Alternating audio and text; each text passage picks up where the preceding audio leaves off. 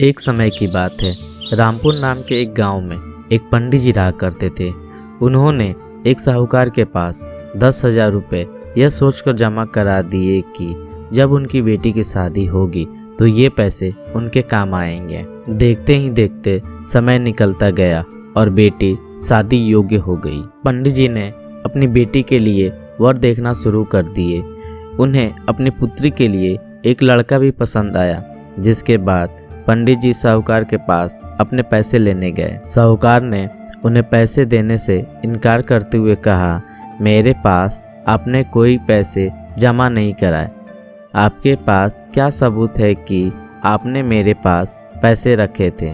क्या आपके पास कोई लिखित प्रमाण है? साहूकार की ये बातें सुनकर पंडित जी परेशान हो जाते हैं और वो समझ जाते हैं कि साहूकार ने उनके पैसे हड़प लिए। एक दिन पंडित जी मंदिर से घर लौट रहे थे, तभी उनके दिमाग में एक विचार आया कि उन्हें उस साहूकार की शिकायत राजा से करनी चाहिए। हो सकता है राजा इस परेशानी का कोई हल निकाल दे। पंडित जी बिना देरी किए राजा से मिलने के लिए पहुंच गए और वहां जाकर उन्होंने अपनी सारी परेशानी राजा से बताई। पंडित जी की यह बात सुनकर राजा ने कहा कि कल नगर के लिए हमारी सवारी निकलेगी, तुम उस समय उस साहूकार की दुकान के सामने जाकर खड़े हो जाना। राजा की ये बात सुनकर पंडित जी अपना झोला उठाकर घर को निकल गए। अगले दिन राजा की सवारी निकली।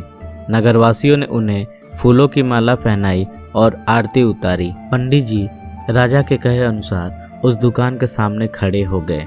जब राजा की सवारी साहूकार की दुकान के सामने आई तो राजा ने पंडित जी को देखकर प्रणाम किया और उनसे कहा कि आप यहाँ क्या कर रहे हैं? आप हमारे गुरु हैं, आप हमारे साथ बग्घी में चलिए। पंडित जी के बग्घी में बैठने के बाद साहूकार ने राजा की पूजा की और उन्हें फूलों की माला पहनाई। उसके बाद राजा की बग्घी आगे बढ़ गई। पंडित जी को कुछ देर आगे जाने के बाद राजा ने बग्घी से उतार दिया और बोला कि मैंने अपना काम कर दिया, अब आगे देखो क्या होता है। पंडित जी और राजा के संबंध को देखकर साहूकार सोच में पड़ गया और उसे घबराहट होने लगी कि कहीं पंडित उसकी शिकायत राजा से ना कर दे, और वो घर जाकर रात भर सो नहीं पाया। सुबह दुकान पर जाकर सबसे पहले साहूकार ने अपने मुनीम को पंडित जी को ससामान दुकान में लाने के लिए कहा। मुनीम पंडित जी को ढूंढने के लिए निकल गया।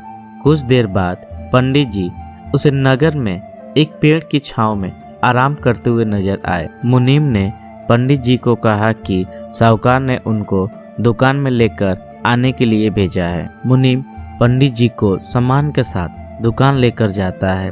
साहूकार पंडित जी को आदर सम्मान के साथ बैठाते हुए कहता है कि मैंने पुराने खाते की अच्छी तरह जांच की और उसमें आपने मुझे 10,000 रुपये दिए थे, इसकी जानकारी मिली है। यह पैसा पिछले 10 सालों से मेरे पास जमा है, जिस वजह से इसका ब्याज मिलाकर यह 15,500 रुपये हो गए हैं। फिर साहूकार ने उन्हें 16,500 रुपये देते हुए कहा कि आपकी बेटी मेरी भी बेटी की तरह है, यह 1,000 रुपये मेरी तरफ से उसकी शादी के लिए है।